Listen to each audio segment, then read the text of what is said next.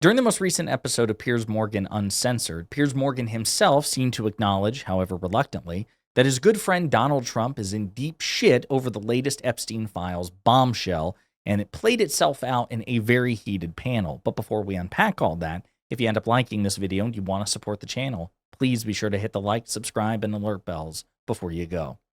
All right, friends, we have several clips to play. We're going to start with this one in which Piers addresses friend of the show and Democratic strategist Mike Nellis. To his conviction for pedophilia, which seems that's not been contradicted by any new evidence. But what you've got here clearly, just on the face of it, when I saw this drop, is you've got emails which are, at the very least, raising some eyebrows about this, albeit nothing points to any criminality by Donald Trump. What is your view of this? Yeah, well, I think if Donald Trump were innocent, he would be falling over himself to release every file that he could that would show that he was innocent to the American people. Which is what he promised to do on the campaign trail. So again, his personal motivations would be aligned with his political motivations to follow through on a campaign promise. And again, I'll note, please understand, I give Piers Morgan a hard time because even though when he's at his best, he's a very good journalist and a very good debate moderator, he has a blind spot when it comes to Trump. He is reluctantly acknowledging that Trump is in deep shit while trying to couch it in the most generous interpretation possible that he absolutely would not indulge if it were a Democrat. And they're doing the exact opposite. To me, it's he's acting like he's guilty. What he's guilty of, I don't know. Did he know what Jeffrey Epstein was doing? Did he abuse women? Was he taking out loans from Jeffrey Epstein? I don't know what it is that he's covering up or who he's covering up for. But at every stage of this, they have promised transparency and then they have refused to release this. Pam Bondi says the files are on my desk. We're going to get them out any day now. They trot out MAGA influencers to the White House. They have them waving binders like idiots on the internet. Whole thing's ridiculous. And they refuse to just be transparent and release the files. You said at the beginning of this that you have some sympathy for the White House because Democrats are maybe selectively leaking these things. But the White House can end this at any time by releasing all of the files unredacted outside of the victims' names. They could do that, right? They're not doing. So even Piers admits, okay, that's true. You know, even if these nefarious Democrats have a, political motivation, which again, politics is playing a role on all sides here. Piers is very generous with the benefit of the doubt when it comes to Trump and MAGA. They have no nefarious political motivations, and we really have to emphasize what the Democrats do. But even Piers is forced to admit, it should be pretty easy for you to disarm if you're innocent and you have nothing to hide. Just release the damn files within your discretion. Piers like, oh, you're right. Oh, I hate it, but you're right. Here's another clip. Information released and let the American people make determinations about what's true and what's not true so that we don't have to do this drip, drip, drip stuff. And then finally, the one place where I would disagree with Alan is when he says that there's no even implication here that the president did something wrong. I mean, when he says, and I'm going to redact the name because he redacted the name, victim spent hours at my house with Trump. He has never once been mentioned and referred to him as the dog that hasn't barked, and then said Trump said he asked me, of course he knew about the girls, as he asked Maxwell to stop, or asked Ghislaine to stop. These are things that do imply that something bad happened. These are words that imply that he was somehow complicit. But it doesn't mean he did something sexual. It doesn't mean that he did something illegal necessarily. I don't want to overstate anything here. We have to be careful when we start accusing people of things. But there absolutely is something that needs to be explained, and the best way to explain it is full transparency. That's Mark Lamont Hill, progressive and leftist activist, making, a very credible case. Alan Dershowitz, the formerly famous, now infamous attorney who just simps for Trump on basically everything, and who was also named by Epstein victims, who I believe have recanted as well. So he's been accused of various sundry things. He's going to bat for Trump here. But again, we have no reason to take Dershowitz at his word, or really anybody for that matter. Again, especially when these emails are leaked, these private emails between Epstein and Maxwell, Epstein and Michael Wolff, they are pretty damning. And is Trump necessarily implicated in a crime? No. But it doesn't have to be a crime in order to alarm and disturb the American people and be a political liability for Trump. These two things are not mutually exclusive, and that's Dershowitz is an attorney, so maybe he's just so used to dealing with the matters of the law. Even if Trump didn't engage in the trafficking or was a patron of the trafficking that Epstein engaged in, this could still be politically disastrous for Trump, which is why he is moving heaven and earth to avoid releasing the Epstein files. So Here, I believe, yes, Eric Bolling, former Newsmax and Fox News host, weighs in to try to defend Trump.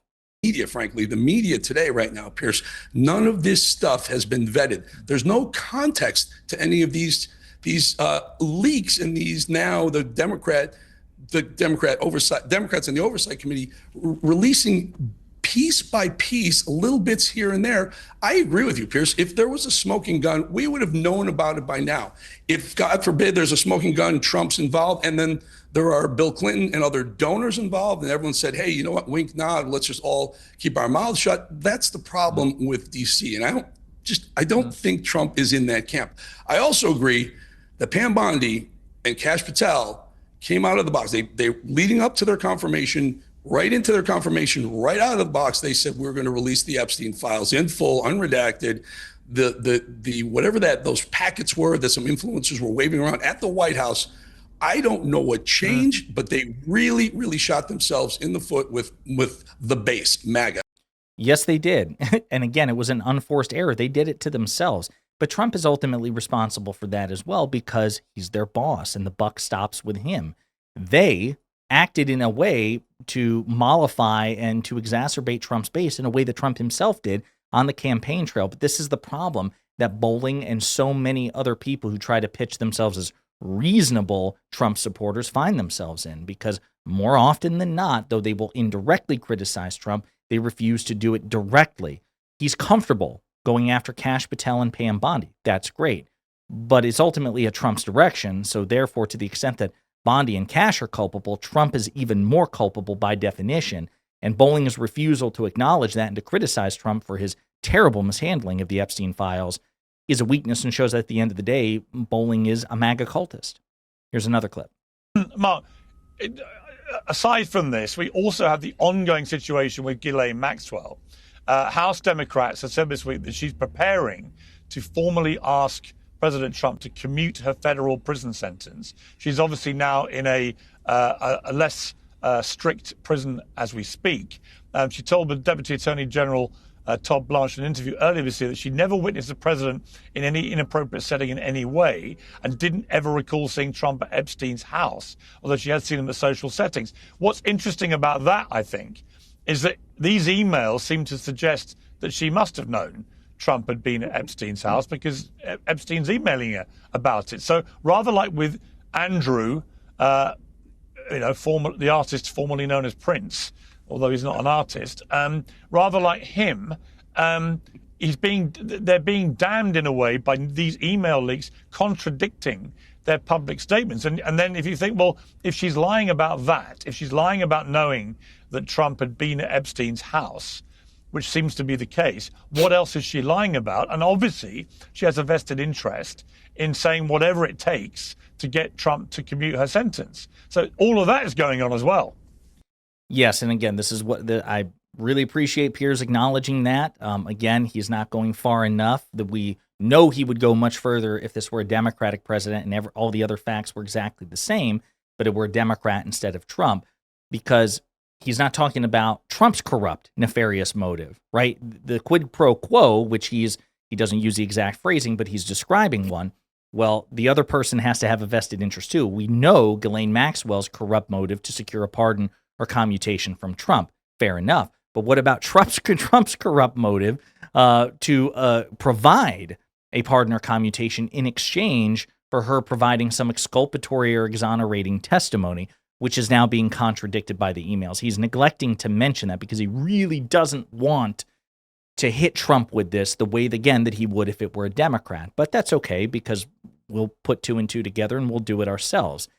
Donald Trump has a corrupt motivation to persuade Ghislaine Maxwell to say whatever is politically beneficial to him in exchange for a pardon. It is infinitely and egregiously more corrupt than anything that Joe Biden ever did or thought about doing. Same thing with Barack Obama or otherwise.